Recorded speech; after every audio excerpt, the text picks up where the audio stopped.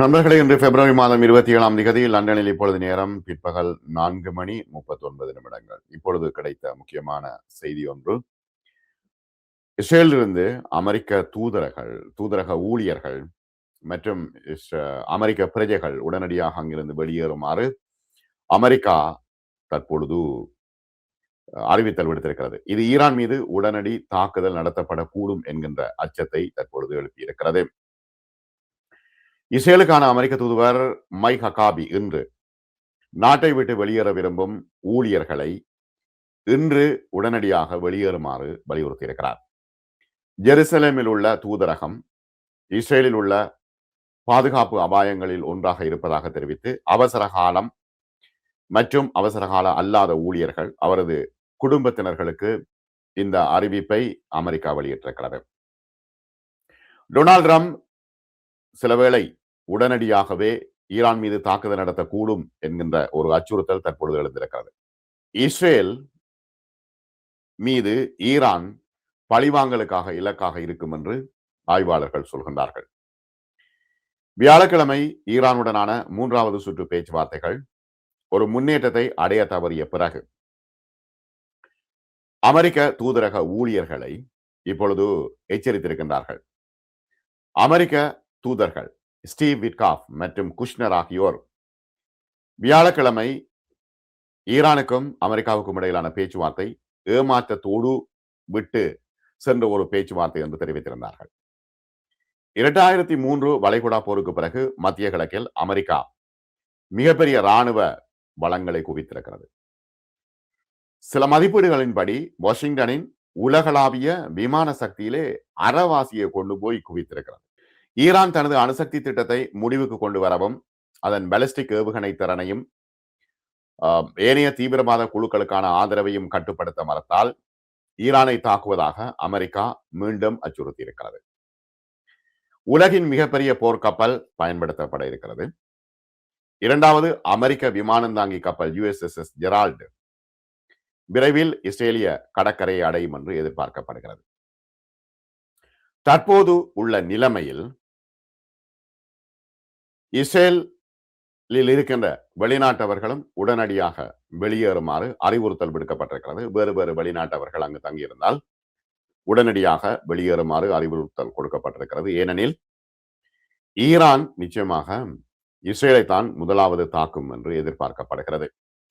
இப்ப இவர்கள் நம்பி இருக்கின்றார்கள் போர் ஜெட்டுகள் ஈரான் மீது தாக்குதல், ஜெட் விமானங்கள் ஈரான் மீது தாக்குதல் நடத்தும். அத்தோடு துணை கப்பல்கள் ஈரானிய ஏவுகணைகளுக்கு எதிராக இஸ்ரேலை பாதுகாக்கும். இப்ப அதுதான் அவர்களுக்குள்ள மிக முக்கியமான பிரச்சனை.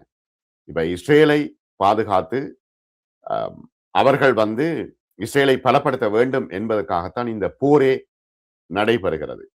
வெளிப்படையாக சொல்கின்றார்கள், கேரியரின் போர் ஜெட் விமானங்கள் ஈரான் மீது தாக்குதல் நடத்தும், துணை கப்பல்கள் ஈரானிய ஏவுகணைகளுக்கு எதிராக இஸ்ரேலை பாதுகாக்கும். இப்போ இருக்கின்ற நிலைமையில் ஊழியர்களை எச்சரித்திருக்கின்றனர். உடனடியாக அங்கிருந்து வெளியேறுமாறு அமெரிக்க ஊழியர்கள், வெளிநாட்டு ஊழியர்களை எச்சரிக்கை விடுத்திருக்கின்றார்கள். வரவிருக்கும் நாட்களில் வெளிச்செல்லும் விமானங்கள் குறைவாக இருக்கும் என்கின்ற ஒரு அச்சத்தையும் ஹக்காபி வெளியிட்டிருக்கின்றார். சீனாவும் கனடாவும் தங்கள் குடிமக்களை ஈரானிலிருந்தும் இஸ்ரேலிலிருந்தும் வெளியேற அறிவுறுத்திவிட்டது. இஸ்ரேலில் உள்ள பிரிட்டிஷ் ராஜதந்திரிகள் இன்னும் வெளியேற அறிவுறுத்தல்கள் பெறவில்லை என்று பிரிட்டிஷ் பத்திரிகைகள் சொல்கின்றன. ஜூன் மாதம் 12 நாள் போரின் பொழுது ஏவப்பட்ட நூற்றுக்கணக்கான ஈரானிய ஏவுகணைகளில் 60க்கும் மேற்பட்ட ஏவுகணைகள் இஸ்ரேலின் வான் பாதுகாப்பை ஊடுருவி அதனை உடைத்துக் கொண்டு 30 பேரை கொண்டிருக்கிறது. பல கட்டிடங்களை இடித்து தூளாக்கி இருக்கிறது. அப்போ மீண்டும் ஈரான் தாக்குதல் நடத்தினால் இது மிகப்பெரிய அழிவாக இஸ்ரேலுக்கு அமையும் என்று எதிர்பார்க்கப்படுகிறது. இப்ப ட்ரம்ப் தாக்குதலுக்கு உத்தரவிட்டால் ஈரான் என்ன செய்யும்? அமெரிக்க கப்பல்களையும் விமானங்களையும் அழிக்க முயற்சிக்கும்.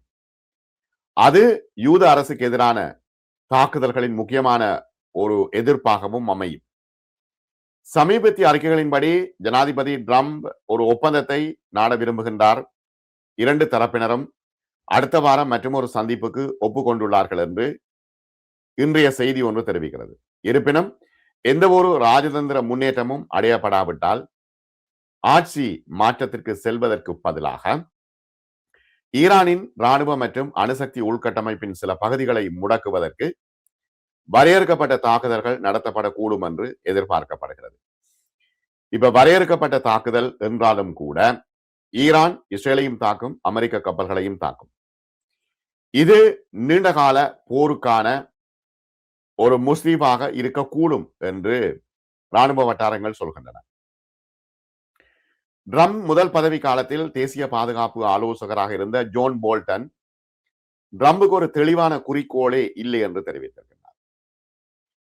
ட்ரம்பின் முக்கிய விமர்சகரான போல்டன் மிகப்பெரிய கொந்தளிப்பு ட்ரம்பின் மூளைக்குள் இருக்கிறது. அவர் அதை செய்கிறதா இதை செய்கிறதா என்று தடுமாறி கொண்டிருக்கின்றார். நாளுக்கு நாள் அதுக்குள்ள அவர் சுழன்று கொண்டிருக்கின்றார். அவர் என்ன செய்ய போகிறார் என்று உடனடியாக தெரியவில்லை. ஒரு வகையில இது இந்த ராட்டன சக்கரத்தை பார்ப்பது போன்றுதான் இருக்கிறது ட்ரம்பினுடைய யோசனை. இப்ப ஈரான் ஆட்சி மாற்றத்தை ஆதரிக்க வேண்டுமா என்றால் ஆதரிக்க வேண்டும் என்று ஒரு சாரார் சொல்கின்றார்கள். ஆனால் இப்ப பொருளாதார பலவீனம் ஈரானில் இருக்கிறது, அது தானாகவே கவிழ்ந்து விடும் என்று சிலர் சொல்கின்றார்கள். இப்ப ஜேடி வேன்ஸுக்கும் ட்ரம்புக்கும் இடையிலும் பிரச்சனைகள் ஓடிக்கொண்டிருக்கின்றன. ஜேடி வேன்ஸ் சொல்றார் அமெரிக்காவுக்கும் ஈரானுக்கும் இடையில் ஒரு பெரிய போருக்கு வாய்ப்பு இல்லை என்று ஜேடி வேன்ஸ் குறிப்பிடுகின்றார். ராணுவ தாக்குதல்கள் தொடர்பாக ட்ரம்ப் பரிசீலித்து வருகின்றார். ஆனால் அவை நீண்ட போருக்கு வழி வகுக்காது என்று ஜேடி வேன்ஸ் துணை ஜனாதிபதி சொல்கின்றார். தனது அதிகாரப்பூர்வ விமானமான ஏர்போர்ஸ் 2 பேசிய ஜேடி வேன்ஸ், நாம் பல ஆண்டுகளாக மத்திய கிழக்கு போரில் முடிவே இல்லாமல் இருக்க போகிறோமா, இது நடக்க வாய்ப்பில்லை என்று அவர் குறிப்பிடுகின்றார். ஆகவே ராஜதந்திர தீர்மானங்களை ஆதரித்து உள்நாட்டு கொள்கையில் கவனம் செலுத்த வேண்டும் என்று அவர் குறிப்பிடுகின்றார். ராணுவ நடவடிக்கைக்கு அழுத்தம் கொடுத்த பாதுகாப்பு செயலாளர் பீட்டர் ஹெக்செத் உட்பட ட்ரம்பின் உள் வட்டாரங்கள் பிற உறுப்பினர்களோடு ஜேடி வேன்ஸ் முரண்படுகிறார்.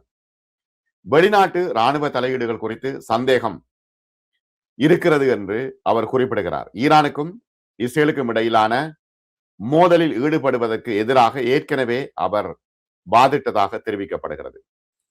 ட்ரம்பினுடைய வெளியுறவு செயலாளர் மார்க்கோ ரூபியோ இஸ்லாமிய குடியரசு ஈரானை தாக்க ஏவுகணைகளை உருவாக்கி வருவதாக கூறி ஈரானிடமிருந்து வரும் அச்சுறுத்தலை மிகைப்படுத்தியதாக குற்றம் சாட்டினார்கள். என்னடா இவர்கள் மார்க்கோ ரூபியோ போன்றவர்கள் எவ்வாறாவது யுத்தம் செய்து ஆயுத விற்பனை தொடர்பாகத்தான் அவர்கள் யோசிக்கின்றார்கள்.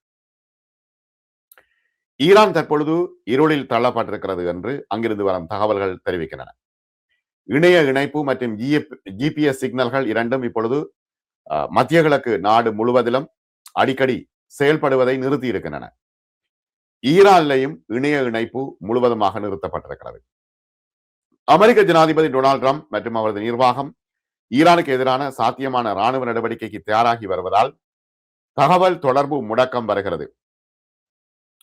USS ஜெரால்டு ஆர்ஃபோர்ட் கேரியர் குழு மத்திய கிழக்குக்கு சீராக நெருங்கி வருகிறது. ஈரானுக்குள் மற்றும் அதனை சுற்றியுள்ள உள்ளூர் செய்தி நிறுவனங்கள் இன்னும் வலை பதிவுகளின் கணக்குகள் நாடு முழுவதிலும் முடக்கப்பட்டிருக்கின்றன. இணைய சேவைகள் இரண்டுக்கும் அணுகல்களை இழந்துவிட்டதாக தெரிவிக்கப்படுகிறது. ஜாக்சாட் செயற்கைக்கோளிலிருந்து நாடு துண்டிக்கப்பட்ட பிறகு பாரசீக மொழி செய்தி ஒளிபரப்புகளும் அரசியல் சேனல்களும் இடைநிறுத்தப்பட்டதாக பத்திரிகையாளர்கள் தெரிவிக்கிறார்கள். தற்போது மத்திய கிழக்கு நாடுகளில் ஒரு பதட்டமான நிலைமை இருக்கிறது. ஈரானிலிருந்து வெளிநாட்டவர்களை வெளியேறுமாறு ஏற்கனவே அறிவிக்கப்பட்டு விட்டது. தற்பொழுது இஸ்ரேலில் இருந்தும் அமெரிக்கர்கள் மற்றும் வெளிநாட்டவர்களை உடனடியாக வெளியேறுமாறு அறிவுறுத்தல் விடுக்கப்பட்டிருக்கிறது. ஆகவே இது ஒரு போருக்கான முஸ்லீமாகவே ராஜதந்திரிகள் பார்க்கிறார்கள். மற்றும் ஒரு காணொளியில் சந்திப்போம் நண்பர்கள்.